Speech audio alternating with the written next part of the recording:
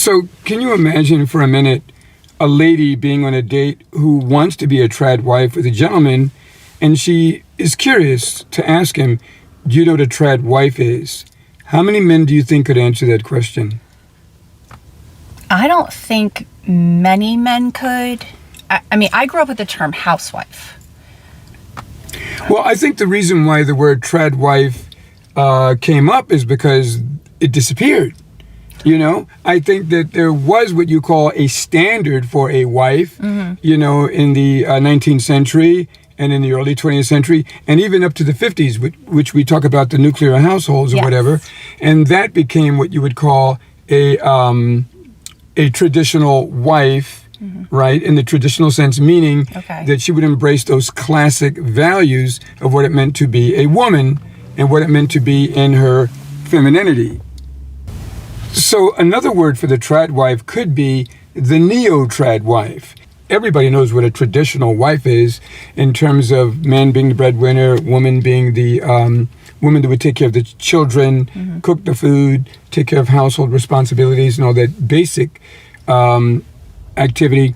And then when we think of the traditional wife, we can see it. Like you saw that movie called The Wonderful Life with James Stewart. Yes, It's a Wonderful Life. You could see, It's a Wonderful Life. You could see Donna Reed's role as the traditional wife, where he's running around trying to get the money and take care of things. We see that in old 50s sitcoms like the Leave It to Beaver or even the Donna Reed Show. And so we'll see it in movies from time to time. And some movies will even talk about how men want it so badly that they would sign on to a Stepford Wife Club, where if their wife can be, you know, put into a trance to where all she does is wear pearls and a nice dress and shoes and does her work, that men could kick back, make their money, focus on how to become great and wonderful and have brandy and a cigar.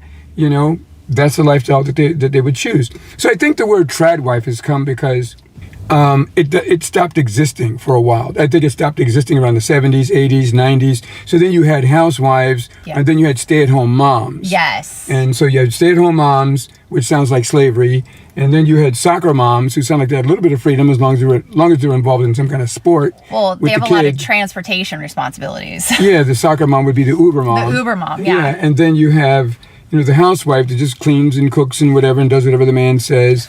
And make sure the TV's on the right channel and all that dumb crazy stuff. Yeah. But then you have the trad wife, which now sounds like luxury. It does. Because not many men today can afford a trad wife. And I think when the topic came up, that's why my son's girlfriend, you know, she kept saying, can you tell me more about the trad wife?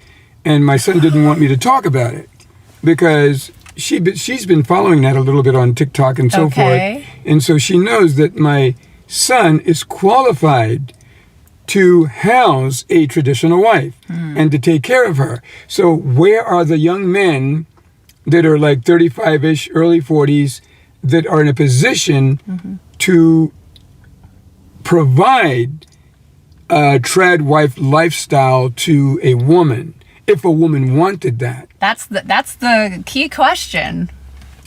And that's a question that the play is going to explore. And so let's go to the next line here. Okay. And I think it's getting more and more interesting. So the mentor in line 9 defines the trad wife. Yes. And then line 10, after he defines the trad wife, what does line 10 say? That's what I want.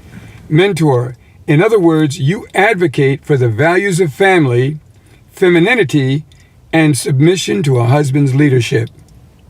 To me, that's a dream come true. I'm so done with my high-powered career as a single lady and all the chaos. I want to focus on my new home, supporting my future husband, and raising a family. Okay, so now we're looking at line 9 of the mentor. After he defines trad wife, begin line 10. That's what I want. Line 11. So in other words, you advocate for the values of family, femininity, and submission to a husband's leadership. 12. To me, that's a dream come true. I'm so done with my high-powered career as a single lady and all the chaos. I want to focus on my new home, supporting my future husband, and raising a family. Okay, so he wants to make it clear that you advocate for the values of family. Is that true in your real life too? Yes, And what about femininity? that too.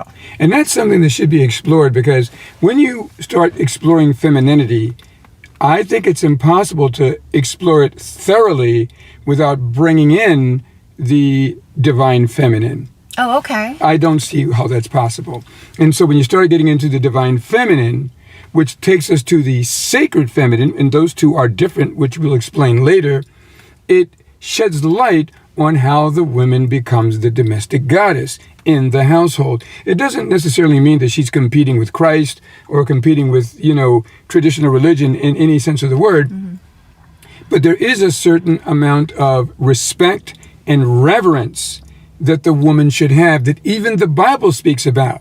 It may not refer to her as the goddess, but it does refer to a certain level of respect and a certain level of reverence and ardor that is due a woman.